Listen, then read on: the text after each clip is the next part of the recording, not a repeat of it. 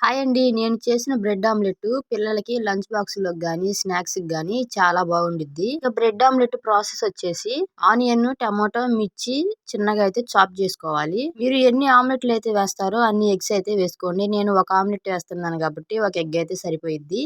ఆమ్లెట్‌లోకి సరిపడా సాల్టు, కారం, పసుపు వేసి మొత్తాన్ని బాగా బీట్ చేసి పక్కన పెట్టుకోండి. ఇప్పుడు స్టవ్ మీద పెనం పెట్టుకొని పెనం వేడైన తర్వాత మనం బీట్ చేసి పక్కన పెట్టుకున్న ఆమ్లెట్ మిశ్రమాన్ని అయితే పెనం మీద అయితే వేసుకోవాలి. వీలైనంత పలుచగా ఆమ్లెట్ అయితే వేసుకోవాలి. ఆమ్లెట్ కి రెండు వైపులా ఆయిల్ కొంచెం ఎక్కువగానే వేయండి. ఎందుకు వేయమంటున్నానంటే మీరు ఎంత బాగా ఆమ్లెట్ వేసినా గానీ స్మెల్ అయితే వచ్చిద్ది. ఆయిల్ ఎక్కువ వేయడం వల్ల స్మెల్ అనేది రాదు.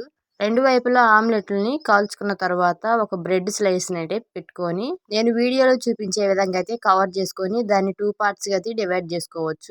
ఇక బ్రెడ్ ఆమ్లెట్‌ని సర్వింగ్ ప్లేట్‌లోకి సర్వ్ చేసుకొని టమాటో కెచప్‌తో అయితే తినేయటమే. Thank you.